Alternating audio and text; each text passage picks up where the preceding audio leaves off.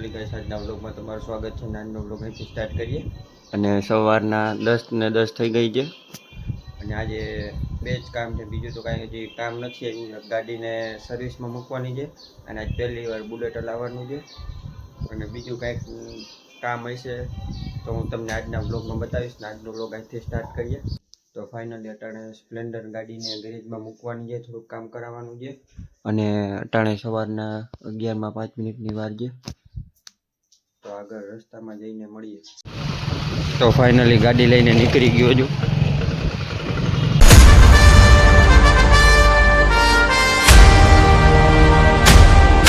Finally ગાડી ગેરેજે મૂકી દીધી છે ને કાલે થાય. અટાણે ઘરે આવી ગયો છું અને બપોરના 12:15 થઈ ગઈ છે અને અટાણે મારે કામ હતું, બેંકનું થોડુંક કામ પતાવવાનું હતું. બેંકનું કામ પૂરું થઈ ગયું છે ને હવે આગળ કાંઈ પ્લાન જવાનું નથી. જો જઈશ તો હું તમને બ્લોગમાં બતાવતો રહીશ.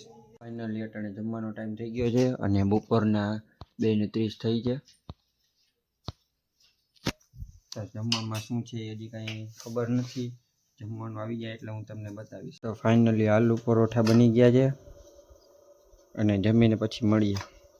અટાણે થોડીક વાર આરામ કરી લીધો છે અને સાંજના 6 વાગી ગયા છે. તો હવે તો ક્યાંય જવાનો પ્લાન નથી. જો થાય તો હું તમને કહીશ.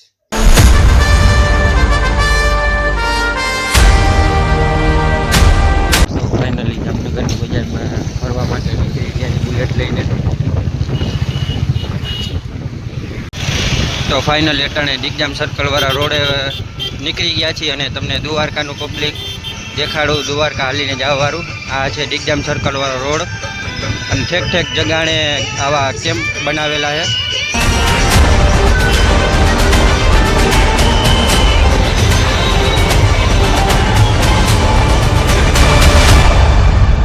રેડી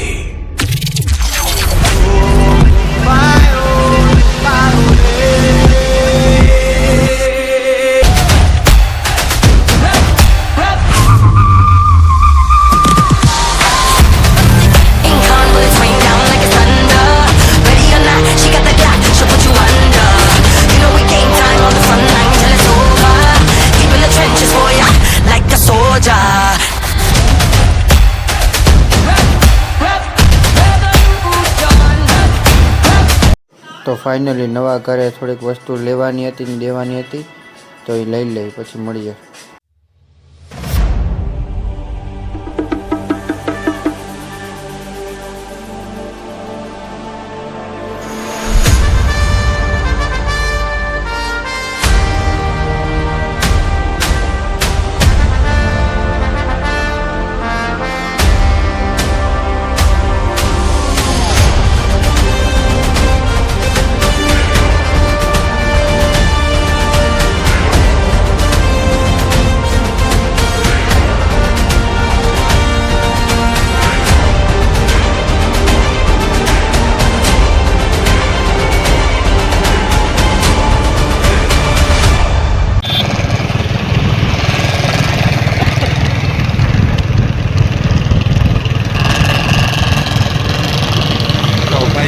જામનગર જવા માટે નીકળી ગયા છે.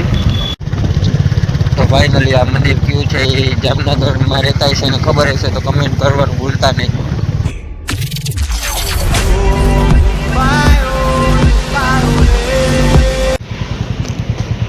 તો ફાઇનલી રિમોટ લઈ લીધું છે એસીનું.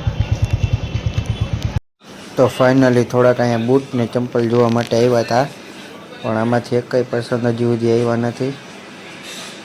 આગળ જોવી તો થોડોક વચમાં નાસ્તો કરવા માટે ઊભા રહી ગયા હતા. ભેગું થાને ભાઈ. તો ફાઇનલી અત્યારે નાસ્તો કરી લીધો છે ને હવે ઘરે પહોંચવાની તૈયારી છે એટલે ઘરે જઈને ડાયરેક્ટ મળીએ. તો ફાઇનલી અત્યારે હું ઘરે પહોંચી ગયો છું અને રાતના 9 વાગી ગયા છે.